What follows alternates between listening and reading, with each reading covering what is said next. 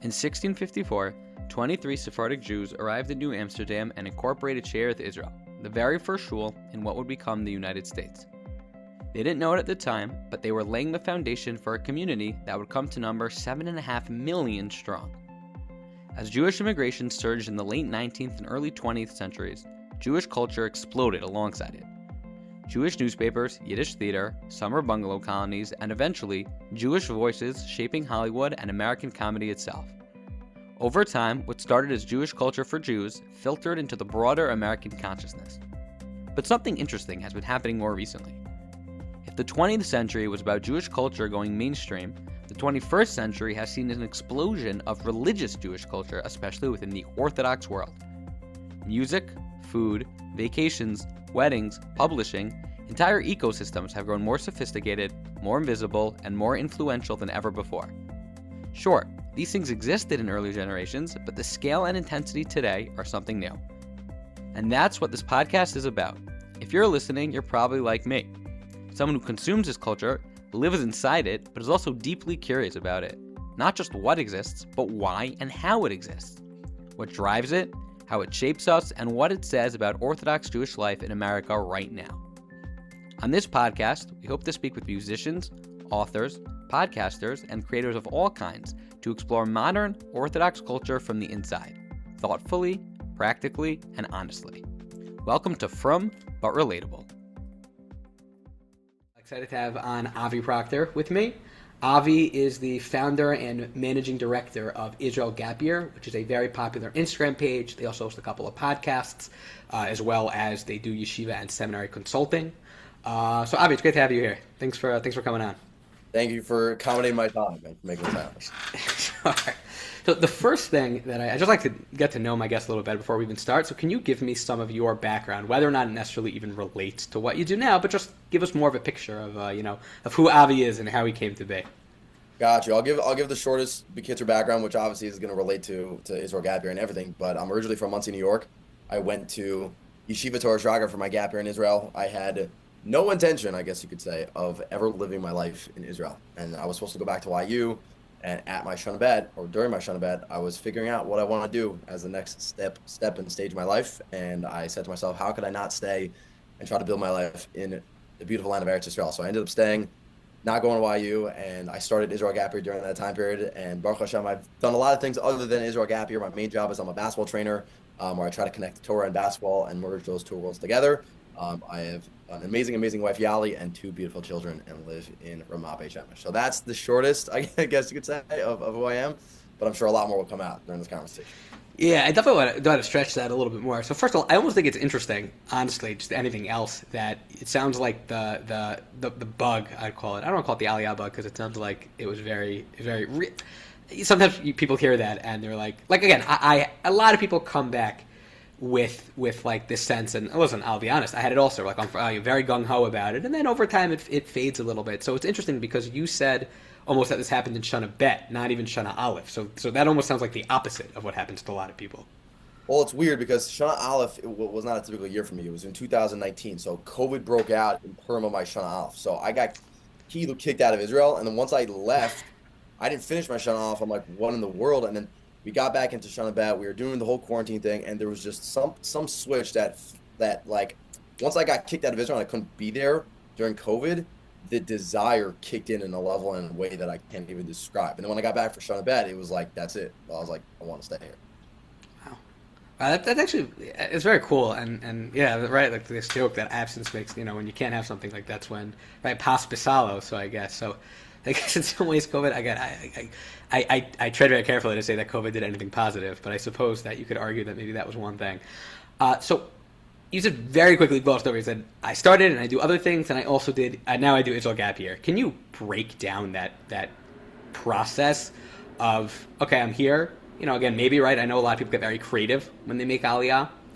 So talk more about, if you don't mind, building up to, now I'm starting this, again, whatever you want to call it, I don't know, social media company, consulting services of this Israel Gap Year. So I'll give you a little bit of like the further background, which will hopefully answer your question, is that for me as a young kid, I was never into school. I hated sitting in a classroom, did not do so well in school, and I always had this passion for making money when I was a little kid. And to that point, it started when I was in 6th grade. I used to hide Mike and Ike's and bubble gum in my lunchbox, and I started selling to my friends to make money. And I always had this drive to want to do something on my own. And then once I got to high school, I started, training people in basketball. I had, basketball was an integral part of my life. And then one 65-year-old amazing gentleman in my neighborhood said to me one day, "Hey, I'll give you $25 an hour to give me a good workout." And I was like, "Yeah, totally." So then I started with one person, and then slowly but surely, I was like, "Wow, I could actually do something like this." So when I was in, 9th, 10th, and 11th grade in high school, I started up an entire personal training business. So there was always like in my nature to do things and call it the entrepreneurial thing. And I remember in 11th and 12th grade, I used to tell my dad, I was like, "I'm applying to college. I hated the SAT, ACT process." I said, "This is the last thing I want to do." I said, "I don't know what it's going to be, but I do not want to go to college." And that was like the original thought that I had. And for my entire life, I used to argue with my teachers, and they're like, "No, you have to go to college." And I'm like, "No, I'm not going to go. Like, watch, whatever." And then happens to be one of those teachers many years later said to me, she's like, "I think you were right for yourself." but the story of Israel Gapper, which is the part what I want to highlight right now, is that, in between the summer of senior year going into Israel, I got approached at a Shabbos Kiddush in Los Angeles by a very close family friend named Phyllis Folb. She's very close to my grandmother, and she ran an organization called AIGYA, which stood for the American Israel Gap Year Association. And she said to me, she's like, "Hey, Avi, I want to make an ambassadorship program with guys and girls in yeshivas and seminaries, essentially helping the next generation of students figure out exactly where to go for their year in Israel." And she said, "Hey, do you want to help me?" She's like, "We know each other. Like, do you want to help me?" So I said, "Sure." And I don't know why I said yes. I didn't know what I was getting into. And she gives me this list of like 100 students that are all going to random yeshivas and seminaries. And she said, "Reach out to these students and see if they would be like an ambassador for our organization." I kid you not, probably 95% of them either did not respond to my message or said no, because it didn't exist. Nobody knew what this was. And I get on the plane to come to yeshiva, and I said to her, I was like, "Hey, by the way, like I have no understanding of how to run an Instagram page. I didn't even have one myself." But I said, "Hey, like your Instagram page has, 150 followers. There's nothing going on there." I said, "Do you mind if I log in and start taking videos when I'm in yeshiva?" So she's like, "Sure, do whatever you want." So I literally, like, I started off in yeshiva in the lunchroom one day. I take out my phone. I'm like, "Hey guys," I was like, "I'm in Torah Shraga. This is what we're having for lunch one day." And I'm like, "Hey, Joseph, say what's up to the camera." And then I started taking more videos. And I literally remember the day when there was like 15, 20 people watching like the videos on Israel Gap Year. And all of a sudden, like all my friends are like, "What are you doing? Like you're like a weirdo. Like you're taking videos of like what's in the dorms, what are you eating for food?" And then slowly but surely, like people started like seeing it. And then I put out messages saying like, "If you want to get involved on our page, like reach out to me." And then slowly but surely more people, started reaching out. And I ended up, I'm trying to like I could see the story for an hour, but I'm trying to summarize. Sure, yeah, for sure. But slowly but surely, it started with another student ambassador, another one, and I figured out an entire system of how you could document your year in yeshiva and seminary from a student perspective without the involvement of any institution in Israel, to help basically the next generation of students and parents figure out exactly what the right yeshiva and seminary is for them. Yeah, so sorry, can you talk about that goal? So sorry to jump in, but can you talk about the goal of this? Because, right, you are, again, you said you went to yeshiva, 2019, 2020. So this is recent, right? So it's not 40 years ago, let's say, or 50 years ago, where the goal was, hey, how do we get people to go to Israel, right? Because that's important. We, the Torah learning, whatever the reasons are. Like I know when my dad went, and even then he said by his day, even, this was in the late mid 80s, that even Shana Aleph was at that point fairly ubiquitous, but like Shana Bet was like the brand new thing. And now I know that it's turned to Shana, Shana Bet's ubiquitous and Shana Gimel's the new thing. So people were going. It wasn't like people, so what was the goal of this? Like there was a concern that people were just getting mismatched and not appreciating it. Like what was the goal of the ambassador program? When I originally started, it was with this organization, and they were all about like, let's just get people to Israel. And to that point, they were like, "Hey, let's get this, secular Jew in the middle of Texas to go on Aardvark Israel." And then after going to yeshiva for a bit of time, I'm like, I don't like align with that so much. And like, I didn't feel like I wanted to like guide people to like these like pluralistic or not so religious programs. And then I decided to, when I ended up separating from the organization, long story short, after 3 years, I made it my own brand. And that's when I really took it up a notch. But for me, the way I saw it, and this is the mission behind everything that we do now, which is people are going to go to yeshiva and seminary. That's like the standard of after a mono-orthodox high school, you're going to go. The question is, where are you going to go? And I find that a lot of people, number one, can't afford necessarily a ticket to come visit programs in person. So if you can't afford a ticket, how else are you going to find out about a program? You're probably going to meet the teacher on Israel night, or you're going to see a promotional video online. And for me, I was like, we got to do something where we're connecting students with students, where you basically allow a student to see from a student perspective. I'm saying that again because there's no yeshivas and seminaries do not say what we are posting, what we can, and obviously I'm not going to make a school look really, really bad, and the students are never going to do that. But it's still giving a raw student perspective of what's going on. So the goal at the end of the day is we know you're coming to Israel. Let's just figure out exactly what program is for you.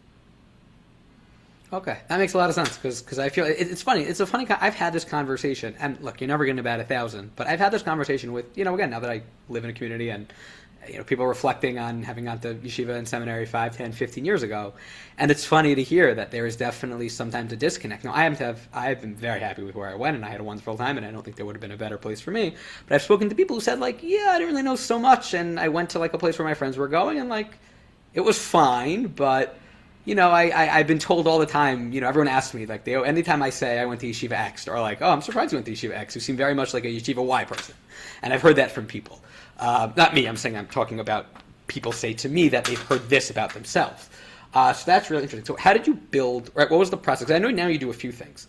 You have a podcast, you have a website, you have ambassadors, that are actively in, right? If you want a tour of any yeshiva or seminary that exists, you can go to the website and you can find, I'd say active, but this is from, I think, last year. So, students were very recently current students. How did you build all those different layers? And of course, the consulting itself. Great question. It's funny because I tell this to people, and when people ask me sometimes, how do you start a page like this? And it's there was a lot of work and not a lot of money at the beginning of something like this. And there's not a crazy amount of money even in the process of building something up in the Jewish world, but I do it because Baruch Hashem, I've seen how much I've helped people. But to the point when in the beginning I started, there was no outline to follow. There wasn't make a campus tour, make a day in the life video, make a Q&A, and you're done, you're set. It was okay, we had to figure this stuff out. And to the point was there was no budget. So I would finish night Seder at 10 o'clock in Shiva.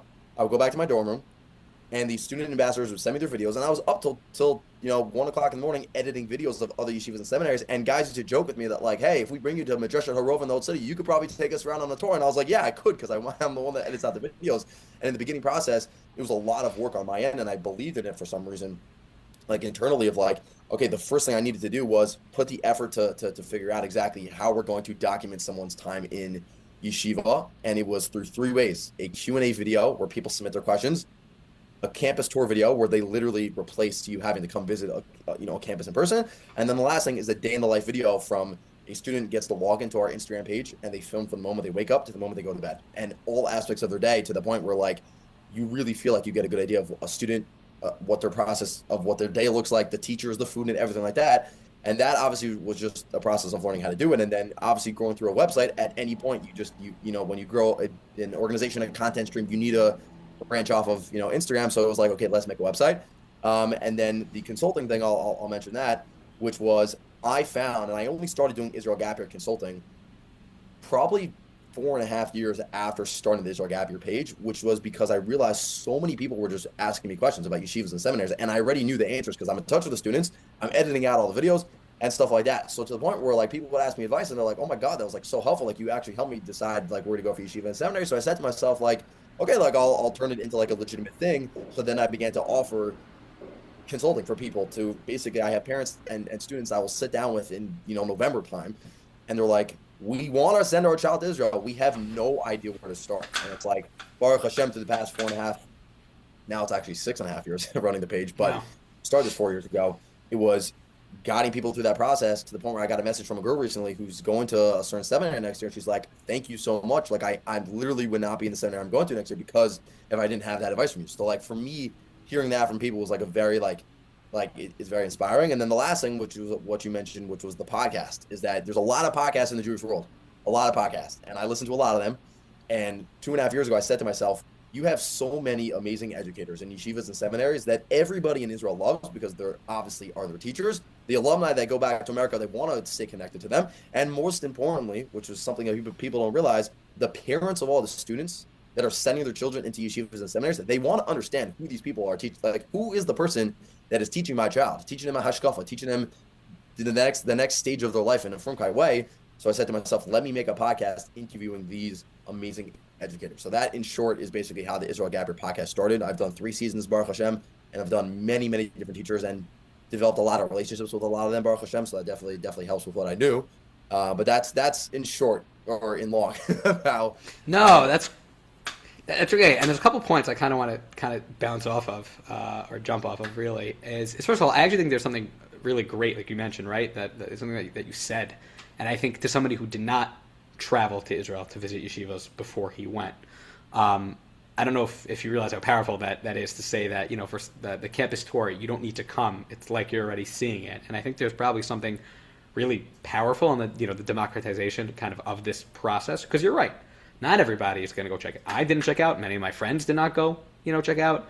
I know somebody a couple years younger than me, but his family happened to take a trip in 11th grade, when he was in 11th grade to Israel. So he was like, okay, I'm here. It's a little early. I may as well. I'm a couple years older than him, so I was in yeshiva. He came to visit me to check it out, but it was, sort of off the radar. So to give kind of everyone that ability, I think is really nice. The other thing also that I wanted to focus on more is, the consulting.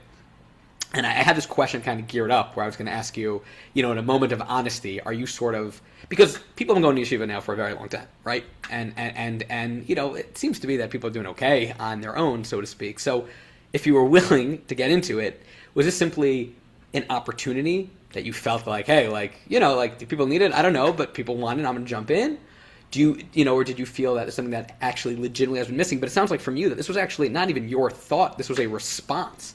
So you were doing certain things and people maybe not explicitly, but sort of implicitly said to you, we would really like more consulting. So can you talk more about, the space that you were filling and quote unquote, the level of need of it? If you can be, if you're able to reflect honestly on this. No, of course, fully honestly, in all transparency, for my target market, call it, is not a typical Yeshiva League New York, New Jersey kid, because in all these institutions they have a built-in Israel guidance program. I find that the majority of people that I consult and I help are 2 types of people. Number one, they're out-of-towners, so their institution doesn't have a built-in system, and all these head of schools are not coming to speak to them, so they're even more confused of where to go, and they don't even know their options.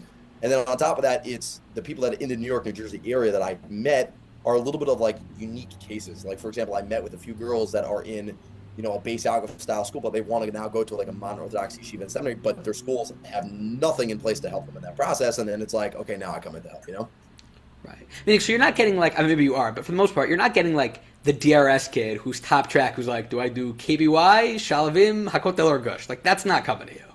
No, but I'll get a kid from the 5 towns that got kicked out of high school now needs to figure out what school is going to accept him. And I need to. Right. And I tell people this all the time, by the way. If anybody listens to this, that's hey, maybe I would want to do a consulting session with me. I tell this to everyone straight up. I, Baruch Hashem, have a lot of connections with a lot of teachers in the yeshiva and seminary space, but my job, when somebody, let's say, pays to have a consultation with me, they're not paying to help, for me to get them into yeshiva and seminary. That's not something I have the ability to do and I can do. It's more just I will help people figure out the lay of the land of, quite frankly, there are a lot of schools that are very similar on paper, very similar. But Baruch Hashem, since I know the students, and I've had 2 guys and girls in every yeshiva and seminary for the past 6 years now, I've seen a lot. I've seen the current product during the year, and I've now also seen them 5 years later. A majority of my students from the first year, they're married with kids now. So it's I get to see that linear stage also. So I have a lot to speak on in terms of fine specific things about a program, Mm-hmm. No, that makes sense. And definitely right. Again, to speak about some of the people I mentioned before who I've heard them say, I don't really know so much. I think it does tend to lean towards more of those out of town, or unusual cases, right? It's not really the New York, New Jersey, person who's been, which I'm included in that, a person who's been in Yeshiva League his entire life and been going to, the classic camps. Again, these are worlds that I kind of fall into, but definitely I feel I've heard this more from people more out of town. I didn't really know, and my friends were all going to Yeshiva X seminary wise, so I'm okay, it's probably fine, and definitely, feels like maybe something was missing. So you mentioned a couple things, but it sounds like, thank God, the reception has been pretty good. Yeah, I'll leave it at that. But I find that when people need help, if they don't know about me, somebody refers them or whatever. I will say this is definitely not my main job, and I don't. It doesn't take a crazy amount of time. It's within an hour, I could generally help somebody figure out where to apply, and then the rest they just go from there. through a whole system that I have of just like asking the right questions and helping them understand exactly what their wants and needs are specifically, and then basically dissect it from there. But yeah, Baruch Hashem, it's good. Can you open up that? I hate using cliches, so I'm going to actually not use a cliche. Can you just talk about that a little bit more? Like, what? Can you give me some examples of the kind of things that you would ask somebody to figure out? How would you help direct them? Like, what are the kinds of things that you ask?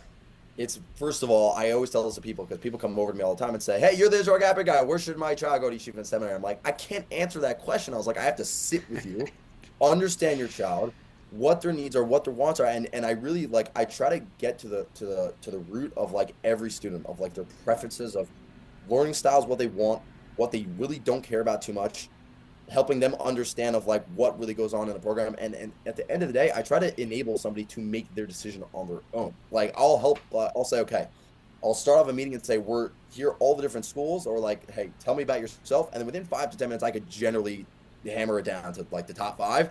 And then at the end of a meeting, I try to have everybody apply to like 3 or 4 places, and then kind of come up with like the top 1 or 2. And then I'll connect people with students as well. But it's more just like helping students like kind of build their ideal program in their head in a certain way, and then we kind of put it on paper. And then it's like, I strongly believe that since programs are so similar, but at the same time they're like unique things, it's like we list all your needs and all the things that like you're, like obviously have preferences for in your year in Israel. And then it's like, oh, let's just plug that into the perfect program. And I tell us to people also, which is very important for people to know, is that not every program or whatever program you go to, it will not check off every box. That is a fact, and that's with basically everything. It's just let's make the best fit we possibly can. Right, for sure. So you're not like, again, like you said, you're not Israel guidance. You're not in the school. You're not somebody's parent. You're not going to tell anyone what to do. It's more like you said, let me help guide you to make an informed decision. Exactly. I'll tell them, hey, based off of the conversation, I think you might be best applying to Shraga Rishon of Aseret, or you might be best going to Shalom KPY type of situation. And then it's like, if you have any more questions, then you let me know. But it's guiding people to kind of figure out the direction they need to go in. Do you feel it was more difficult or more challenging for you to get that same landscape on seminaries? Because obviously you have a natural in having gone to yeshiva, and also, I'm sure your friends and whatever. Or it was pretty easy to pick that up as well? It's a funny question. Like, I find that I actually do it more with seminaries. It's just because the seminary space is pretty competitive. There's as people know, I forgot this year's upcoming statistic, but about a year and a half ago, there was like 300 girls that didn't get accepted to any seminary at all. And what's so special about all the schools is they work together to try to say, hey, we have all these girls that didn't get accepted, and like let's try to make sure like you'll take a few of these girls, you take a few of these girls. And I actually interviewed Rabbi Yamin Goldsmith from Shalom for Women, and he spoke about this on my podcast, which is something that people don't even realize, is that they work like, as much as people think there's competition amongst the the seminaries, there is so much like collaboration between them to the point where all the acceptances come out on the same day, but they'll sit together a week before and say, okay, we have 150 girls right now that we know that as soon as acceptances come out, they will not be accepted anywhere. MMY, you take a few. Shavim, you take a few. And they'll try their best to do it in a way that when a girl gets her acceptance and she says, oh my God, I just got accepted to MMY. Little does she know, a week ago she wasn't accepted anywhere. But these schools work together to try. And I don't know how I got digressed to that point, but I find that seminaries, I do a lot of that too. And it's the same landscape for me. Gotcha. It's kind of the same. It's certainly a very, a nice thing to hear for sure. Because I think there's probably a lot of, assume things from the outside. Have you started? It's interesting you mentioned the yeshivas and seminaries. Maybe from their angle, have you started to almost partner the other way? Has that been something that's happened? Where like, what do you mean, like with schools? Yeah, where schools are like, I don't even know what this would look like per se, but schools reach out to you and like, hey, can you? I'm not even sure what, but like, can you do something for us? Can you, instead of just being advised, almost like some kind of bridge, some kind of pipeline? Is that something that's happened? I've had a few that like have said like, hey, we're doing this event, maybe you can promote this or whatever. But like, I really have a fine line. If I want this to be a student-led initiative, like that is the specialty of Israel Gap Year. It's like the bread and butter of our page is I don't really have a lot of advertising on there, so people are not like being spammed by a bunch of stuff. And on top of that, they know what's coming from students and now from the schools. That's right. Something I try to keep, Which I think is really big. Like you said, right? Like people, right? The authenticity is very real, and it's hard to get that from. That was, I know, like again, that was something that like you're doing this on a very, very large scale. But like I know and I'm sure this happens to many schools, but when I was in high school, that was a point. Like, yeah, we had all these yeshivas come pitch. Some did better jobs than others. But we also, it was a point of the Israeli, the Israel Guidance Rebbe, that we got calls from, kids from our class who were active, or whatever, kids from our school who were, actively Shana Aleph or Shana Bet that year. I spoke to somebody a year older than me who was in Shana Aleph in the yeshiva that I went to, and kind of helped me give some of the landscape. It's also good to get, I think, perspectives from like different kids, which is maybe part of the two ambassador strategy. Is like, listen, even within, one yeshiva, you're gonna have different kinds. One seminary, you're gonna have different kinds of guys and girls who go. I kind of want to transition now, to like a second half of this topic. Again, because I think something that you have, the fact that you are a little bit present in every yeshiva seminary, and you maybe have this sort of bird's eye view, is to get your thoughts on kind of some landscape questions. So, right, you mentioned the collaboration of the seminaries before. So, do you feel it's got sort of a two-parter? Is there a yeshiva for seminary for everybody? And then the second part of that is, on the kind of the flip of that, should everybody go to Israel? So I'm going to give a point blank answer. Yes, everybody should go to Israel. And I don't even know how I could elaborate on that. It's like the year in Israel. It's like I tell this to people all the time. I say, if you're debating going to Israel, and I'm thinking about it because I consulted a kid on this 2 years ago who was like, I'm not going to Israel. He's like this high school Ramaz kid. He's like, I'm not going, waste of time. And I said to him, I was like, listen, you're enrolled in NYU. I said, you're supposed to graduate in 2029 as of right now. I said, if you choose to defer NYU for a year, you'll still have a spot, and the graduating class of 2030 will still be there. And 2031, 2032, and it's not going anywhere. I was like, you're in Israel. When you're 26, 27, you cannot call up Shraga, erase it, and be like, hey, I never got my year in Israel. Can I come pull up? Like, that's not happening. So, like, I tell people, yes, the year in Israel is for every Jew, I believe, that is post-high school that should be going. And you don't necessarily have to sit in base measure and learn for 10 hours a day. Many people, that is not like ideal for. And to answer that, I think leads into the second answer to the question of, is there a program for everybody? I do believe there is. I do find that certain students will end up going to a program because like they just follow their friends, or when they go to that program, they waste a lot of their time. I think a phone is the biggest distraction for so many kids. I literally have a kid, like I'm not going to actually say this example because I don't want people to hear this, but like I've seen people in programs that think maybe I shouldn't have gone to this program, which I hear that people make mistakes sometimes, but I do think that there is a program for everybody. Right, which is great. Which is good. It's good to hear that because I feel like it's good to get a blunt perspective, and I think I happen to agree. Also, or for the most part, it's hard to say it. It's hard to like a lot of it's a feeling. I feel like it's almost hard to express how almost unreal it is. Even for me, I have this kind of running joke with my younger brother. We went to the same, and also my older brother. We all went to the same yeshiva, and we joke that like it's such a sum. The sum of the whole is greater than the sum of its parts. Because we always joke that like every individual part is like miserable. Like you're always tired. The food stinks. The the dorms are range from awful to like. Even the nicest ones, you're still in a dorm. Like, there's only so nice it could be. Like you're sitting. I remember the first time I like didn't sleep enough, and I woke up the next morning, and I think I was very in certain ways it sounds like I was a little bit the opposite of you of how your high school experience was. I was like very non-entrepreneurial, very happy to like sit in school and like I actually, it sounds like very sad, but I actually enjoy taking the SAT because I like some of the logic, and I know it's like very like ridiculous, but it's not untrue, and thank God like I did fine on it, so I wasn't like concerned about like doing poorly, so I was like the opposite. But even so, even though I was like doing school, I remember like the first time I didn't get enough sleep in yeshiva, and like I was like falling on my face, and like this never happened in high school. Like there were times where I slept 4 or 5 hours in high school, and like I cruised through the day no problem. I'm just using my brain in ways that I had, and then I was definitely in a more of a classic kind of more classic base measure style. But to me, it's also like, right, like you're tired, like your head hurt, and somehow you put it all together, and you're like, this is one of the greatest experiences of my life. 100%. It's the years in yeshiva. I look back and I'm like, that was the greatest time ever. And obviously, Baruch Hashem, life gets more geschmack as you go and you start doing things, and you have kids or whatever.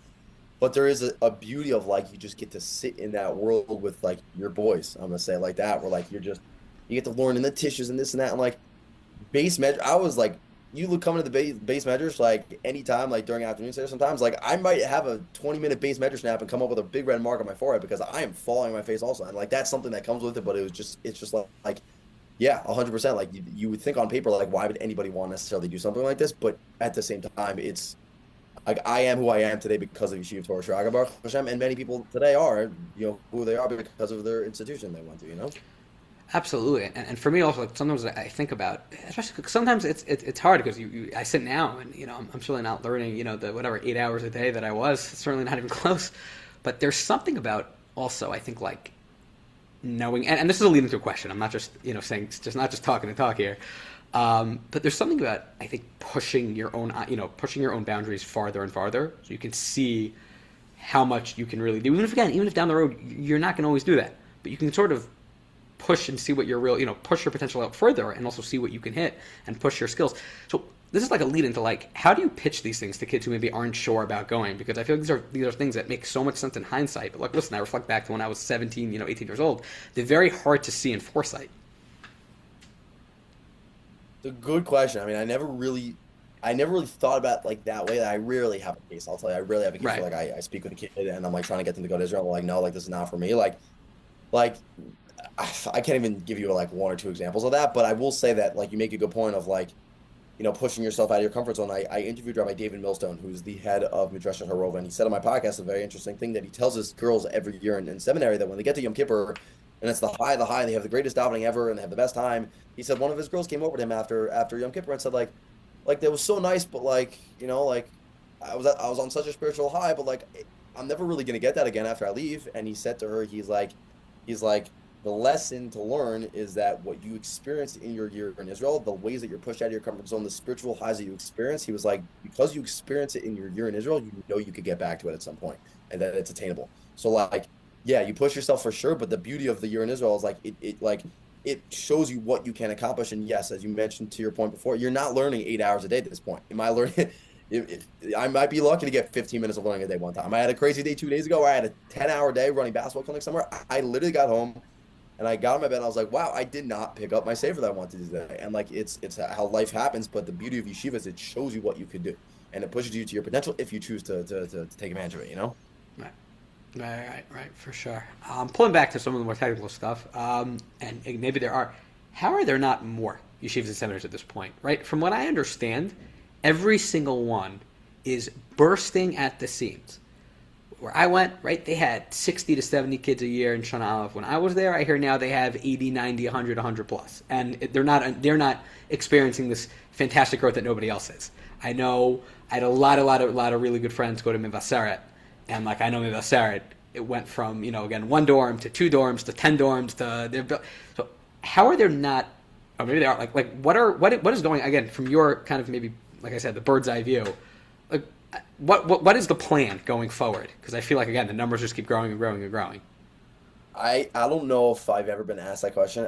I'll preface by saying it's not like I have insider information to answer that question. From my perspective, it's a lot to start a new institution. I interviewed Rabbi Noam Weinberg, who's the head of Midrashat Ora, like a new seminary that's starting. And then 2 years ago, I interviewed Esther Grossman, who was starting up Midrashat Levat Torah. And like, there is a lot that goes into starting up a new institution. You get sometimes not the best students, and it makes it hard to to start it up and this and that. And on another note, financially, it is a very hard thing to you don't get paid a lot working in these yeshivas and seminaries. And like, there's a lot that goes into it. And like, I in my opinion, actually, I'm thinking about it a moment right now because I spoke about this with Rabbi Noam Weinberg. He told me that Rabbi Katz, the head of MMY, was like a huge supporter of Midrashat Ora, which is a new seminary that's opening up this year. And he said because like he realizes that there's such a need. And yet there's not a lot of people that are like willing to stand up and say, this is what's needed, let's do it. So I will tell you, there is a need, but I don't know how many people are willing to start, to stand up and do it. And Rabbi Noam Weinberg, the head of NC Jolt, who's now the head of Midrashat Ora, he is one of those people that said this. You're like, like you got to get up and do it and see what needs to be done and filled. And we need more people like that in the Jewish world to start, Right. Again, pure speculation. Do you think there'd almost be a movement to like, because starting from the ground up is difficult, and I certainly, again, from very, very base level, can understand why that would be very difficult. Is there like a motion of like satellite yeshivas, where it's like, listen, we'll lend you the brand name, quote unquote, where like you're saying like, oh, it's hard to start from the ground, especially sometimes again you have to build a name. So it's like we will lend you brand name X, but like you're really going to run on your own. But we can lend you that name. Yeah, it'd be a branch, a satellite, whatever. It's like franchising, like making another McDonald's in another location. It's that, but the year in Israel is not, in my opinion, you can't franchise it like that because a lot of it is based off of the guys that go to specific places. So if you take the name and say, you know, Yeshiva Mivaseret is opening up their own pilot program in Beit Shemesh, like what kid is going to be like, let me go? Unless you are a recruiter and you do a phenomenal job getting 15 of the top guys and then they bring their boys and then they come and this and that, whatever. And a lot of things have to fall into place. I don't make it happen, but a huge piece, as we were saying before, of the year in Israel is a social construct of what goes on in this institution. So to call it Mevs, but it's not. Nobody's really gonna, Right. I definitely hear that, and I feel like that's like a larger. I don't want to say, God forbid, I don't say shortcoming, but balance of what I find the modern Orthodox world is like.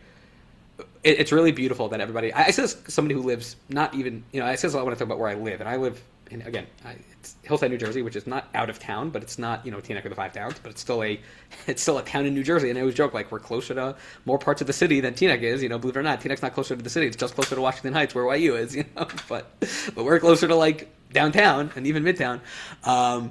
But there's this, like, I think it's a very beautiful place of, like, how could I not go somewhere where there's the best infrastructure?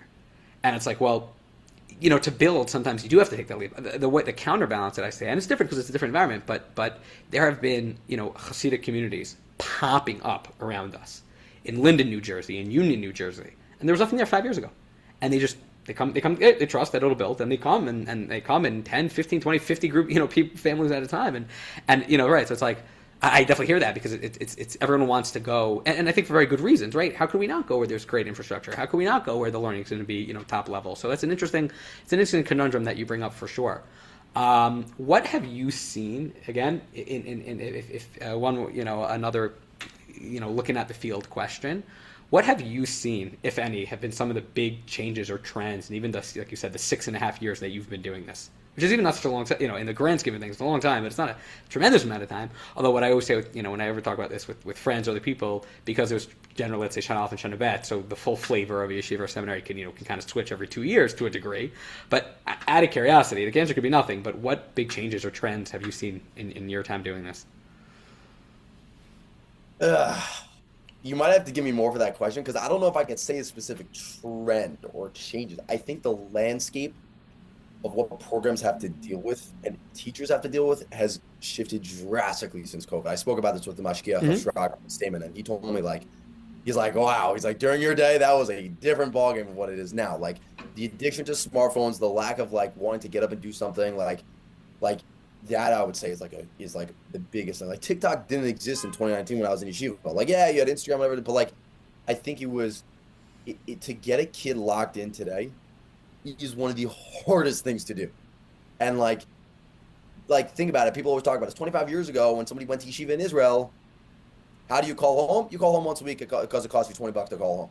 Now, your parent is calling you every second of the day. If a kid doesn't like dinner one day, who hears about it? The head of the yeshiva hears about it 20 minutes later. It's like I find that's another thing that I've heard about from teachers that have said this to me, that students lose a little bit of independence in that way when they rely upon their parents so much, and there's within the click of a button, for better or for worse, you could be in touch with whoever you want anywhere in the world, especially your parents. And then it sometimes it makes it harder for somebody to grow in their year in Israel when they're still so connected. Like, the beauty of going away for get away from your land in America and go to study in your bubble in Israel. But at the same time, your bubble is not your bubble when you're still totally tapped into everything that's going on. And also another thing that I've seen, which still definitely existed in my time, which was 6 years ago, sports. I literally, kids are up to the craziest hours at night, and then they're sleeping in. I have one kid who, Baruch Hashem, he turned out great, and I get so much nachas from him. But when I was in Madrich in Yeshiva Torah Shraga, I used to wake the kid up every day, and he refused to get out of bed. And I was like, Jason, get up. He's like, no. He's like, I stayed up to watch the Cavs game last night. I was like, it's the middle of the regular season. I was like, what are you doing? And he's like, I'm such a dedicated fan. And I was like, Jason, I was like, if you're gonna stay up at 3 o'clock in the morning and watch the game, I was like, fine, get up for showers the next day and have a regular day. But if you're gonna miss your entire morning schedule because you woke up to watch Colin Sexton drop 9 points on a random game, I was like, you're out of your mind. Baruch Hashem, he's from now, married a great girl, everything's good. But like I to the point where like kids are up at like the kids are up so late at night watching sports, doing this betting, gambling too is another crazy thing. It's just like distractions. If you ask me like one thing that is so hard to say, distractions. Wow. And one tip that I tell the students privately, I won't post this publicly, is this an audio or a video podcast? Audio only. I'm showing you this right here. This Okay. is what you would call a dumb phone. I bought this on Amazon for $42, and I put a prepaid card of 20 cents on this thing. That's 1 cent per minute and $20 I put on this thing. This phone I carry with me everywhere I go. I have an iPhone for part of my time, and I tell this to students. One of the greatest things that you could do, and people always say, I need to be accessible, I need to be reached, somebody has to call me. Fine. If they do, you have one of these little dumb phones with you, and it has the ability to call. And when you're learning and when you're doing something important, put away your phone. That is like, you talk about a trend, like that is the best way, in my opinion, for a kid to lock into the year in Israel, is get a second phone. Your parents could always reach you. You could always call the States. Yes, you have a WhatsApp group chat you feel you need to be part of. I promise you, you will be fine. If you're learning in morning Seder and you put your phone outside, a lot of yeshivas now, by the way, this is another trend too that's coming up in my mind. They have cell phone boxes. They did not have that in my time. Cell phone boxes right outside the base medrash. Shuls, they have that all over the world. It's like, find a way to disconnect yourself and tap in, because if you don't, try learning Ian Seder. When you're in the middle of a kitsos and all of a sudden your phone rings and some girl that you knew from high school texts you, or your mom texts you or calls you, it's like, how? You can't focus, you can't lock in. So it's like that's something that I think people like really need to work on.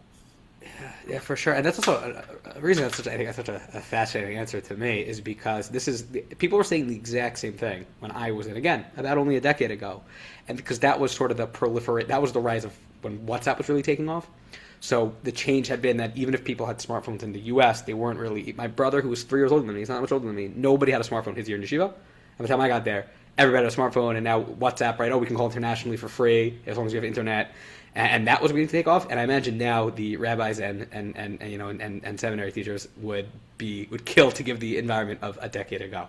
Avi, really appreciate you coming on. My last question for you is, where can people find you, and what is next for you and Israel Gap Year?